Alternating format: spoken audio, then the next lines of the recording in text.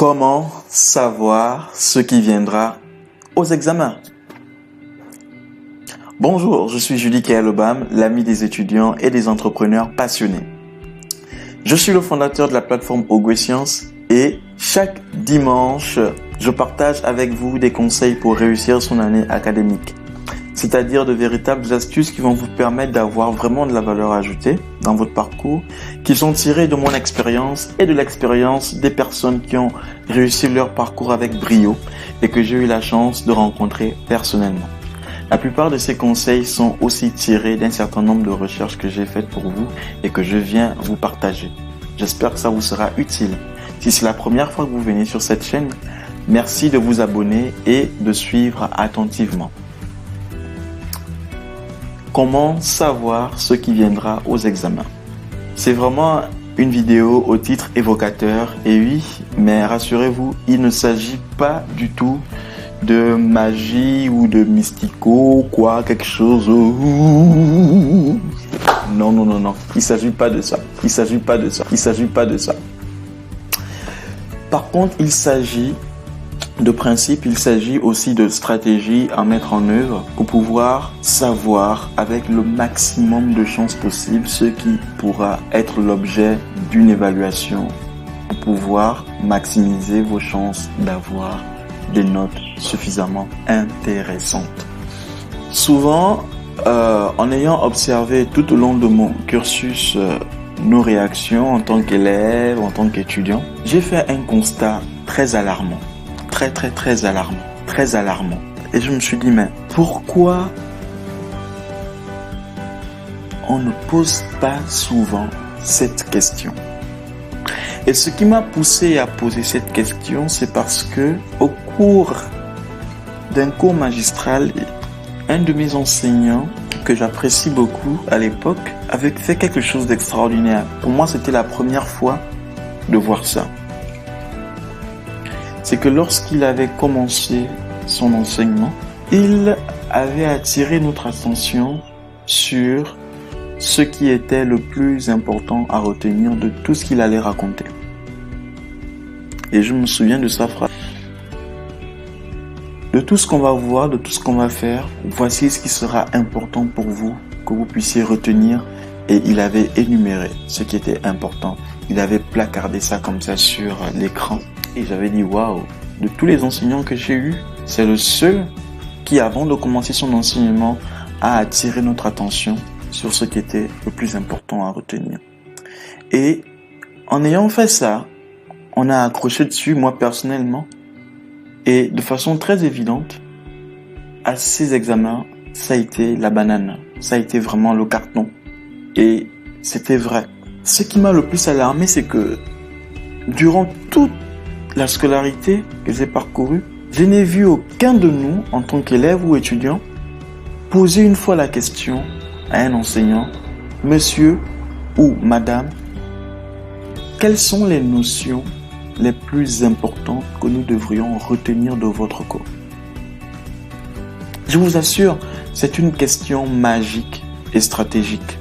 Parce que cette question fait vraiment toute la différence. En tant qu'élève ou étudiant, nous passons beaucoup de temps à poser des questions de compréhension sur le cours. Comment comprendre ceci? Que signifie cette formule? Etc. Mais peu d'entre nous, en tant qu'élèves ou étudiants, posent la question de savoir, monsieur, madame, quelles sont les notions ou quelles sont les choses les plus importantes à retenir de cet enseignement? Faites l'expérience et posez la question. Je vous assure, ce sera magnifique. Donc, une fois de plus, il n'est pas question de deviner forcément comme ça. Et une des façons de savoir vraiment ce qui viendra à un examen, c'est déjà d'assister au cours. Souvent à la faculté, beaucoup d'étudiants choisissent de ne pas assister au cours et de se contenter simplement des polycopiés, des choses comme ça, en se disant que oui, pourquoi est-ce que je vais au cours, ça sert à rien. Ou non, vu que j'ai déjà des polycopiés, voilà, ou des anciens cours, c'est bon. Mais non, si vous pensez ça, c'est que je pense, à mon humble avis, que vous faites une erreur et que vous ne vous en rendez pas compte. Parce qu'en fait, c'est lorsque vous assistez au cours que vous avez la possibilité de savoir ce sur quoi va insister un enseignant. Vous avez la possibilité, en assistant au cours, de savoir sur quoi l'enseignant va le plus attirer votre attention. Et de cette manière, vous saurez déjà que dans tout cet enseignement que j'ai reçu, voici les parties où l'enseignant a semblé manifester le plus d'intérêt, où l'enseignant a semblé insister le plus. Et ceci, vous notez, c'est ça qui va vous mettre déjà sur la piste dans vos révisions, préparer vos examens. Assister au cours vous permet de sonder l'enseignant à votre façon. Parce que ce que l'enseignant va dire sera en droite ligne avec ce qu'il va penser. Et ce qu'il va penser sera naturellement orienté avec ce pourquoi il va mettre le plus d'importance. Oui, dans la majorité des cas, c'est comme ça que ça se passe. Et l'autre chose que vous devez faire maintenant, en plus d'être là et d'observer, de voir ce sur quoi il met le plus d'intérêt, c'est vous maintenant de poser aussi la question à l'enseignant. Oui, de savoir, monsieur, madame, dans cet enseignement que vous nous donnez, quelles sont les notions les plus importantes que nous devrions retenir de ce cours? Quelles sont les choses qui devraient le plus attirer notre attention?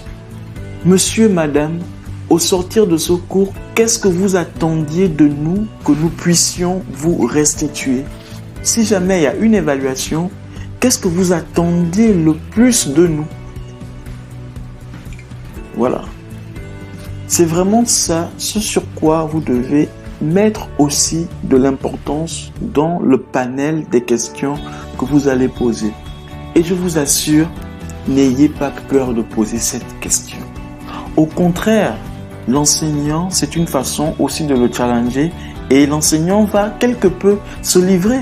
Et c'est de cette manière que vous allez percevoir dans sa réponse, dans ce qu'il va vous donner, la piste sur laquelle il faudra marcher pour pouvoir avoir le maximum de chances de savoir ce qui viendra à vos examens.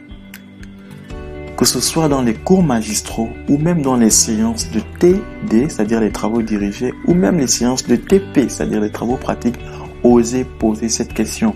Et pas uniquement à ce moment, même quand vous sortez des cours, dans les couloirs, dans la cour, vous croisez l'enseignant, posez-lui la question. L'enseignant, s'il vous aime et qu'il veut vraiment que vous évoluez, il sera bien emmené à vous donner des éléments de réponse.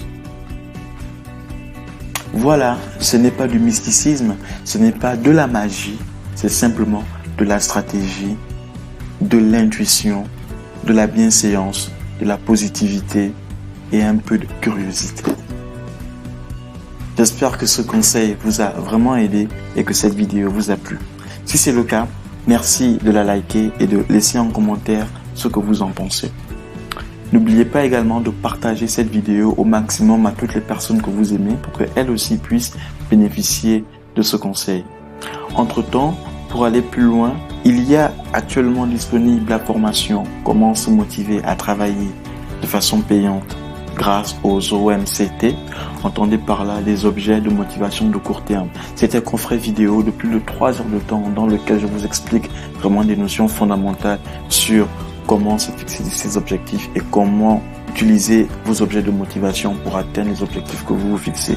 Formation très importante qui a vraiment porté ses fruits. Je vous invite vraiment à vous la procurer. Pour le faire, c'est tout simple.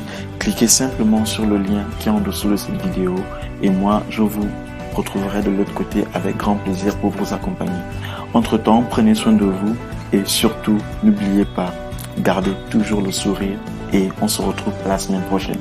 C'était Judy Kaelobam pour vous inspirer à devenir encore meilleur avec de la valeur ajoutée. Je vous dis ciao, bye bye, au revoir.